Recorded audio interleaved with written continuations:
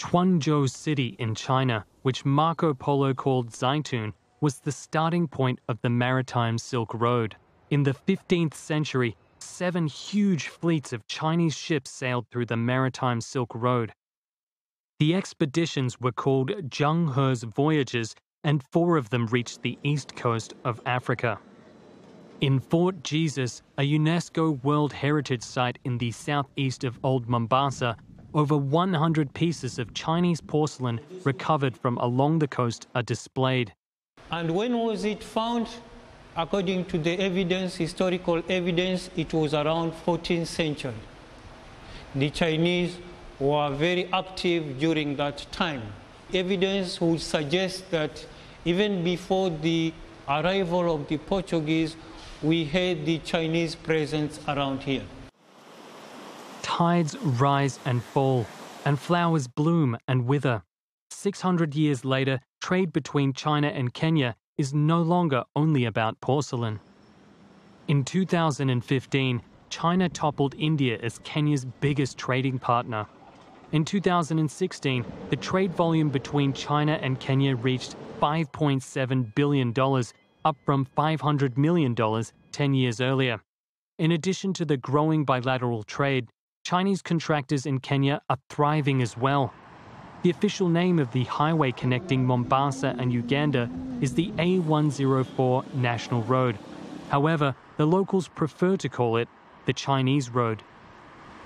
A long time, we used to have one lane, whereby there is one lane going and one lane coming.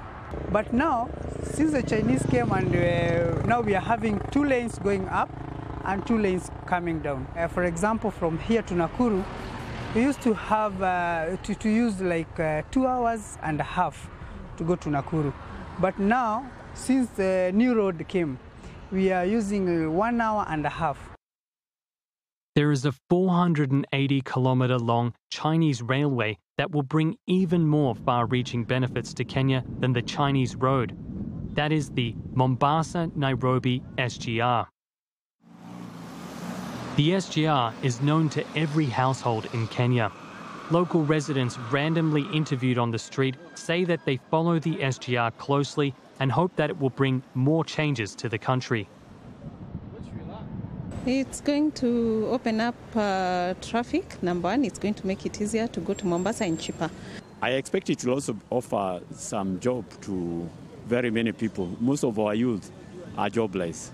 And I feel also it will promote in adding some jobs. And also the business. The speed of working will be a bit high. So I feel that will be a real gain for this country. 600 years after Zheng He's 7 expeditions, China-Africa cooperation is at a new historic starting point, establishing a comprehensive partnership featuring equality, mutual trust, and mutual benefit. China-Kenya relations represent an excellent model for China-Africa relations.